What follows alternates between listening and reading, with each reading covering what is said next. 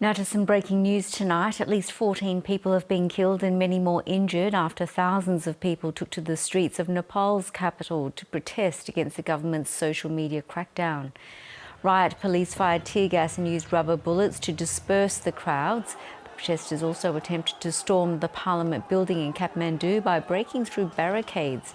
The violence comes after Nepal's government blocked access to several social media platforms, including Facebook, for failing to register with authorities as part of a crackdown on misuse. Well, ABC South Asia correspondent Meghna Bali joins us now. Meghna, tell us what is the latest in Kathmandu? Yeah, hi. Look, this is a sort of breaking news situation and details are starting to trickle in. But look, what we do know is 14 people, mostly we think protesters, have died. You would have seen images on social media, drone shots of just thousands and thousands of people, not just in Kathmandu, but in other parts of Nepal as well, including tourist hub Pokhara, who have taken to the streets in protest of not just this social media ban of 26 apps, including Facebook and Instagram, but also against alleged government corruption.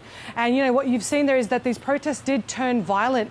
What started off as, sort of these hundreds and then thousands of school kids, Gen Z, what's being dubbed as a Gen Z protest, school kids in school uniforms, suddenly swelling into the thousands.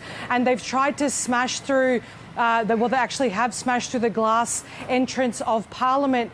They've gone into the Parliament premises and tried to sort of storm inside before being dispersed by police and then the army later on. And what we know is, there was tear gas, water cannons, rubber bullets and live ammunition which has been fired. Now, we don't know the exact reason these 14 people have died, but, we know that they have unfortunately passed away and hundreds have been injured. Like I said, that the army has been deployed and since then there is calm on the streets. There are only a few people around right now, so that is being adhered to.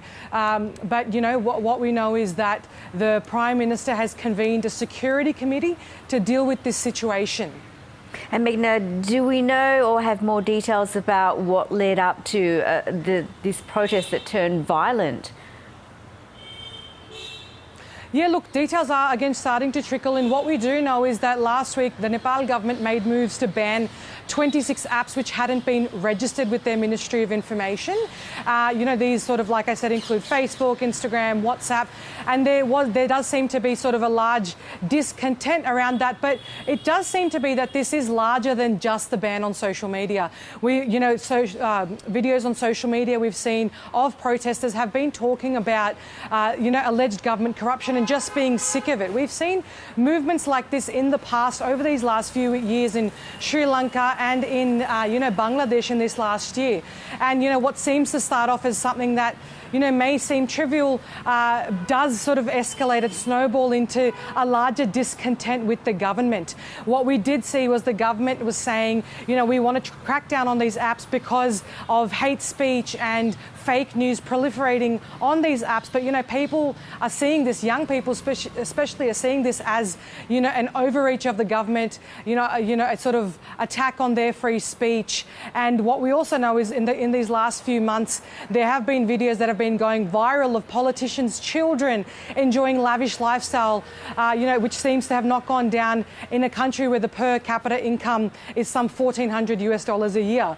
So this is starting to emerge as a picture as to why people are so angry at this social media ban. Meghna Bali talking about the protests in Nepal that have turned deadly. Thank you.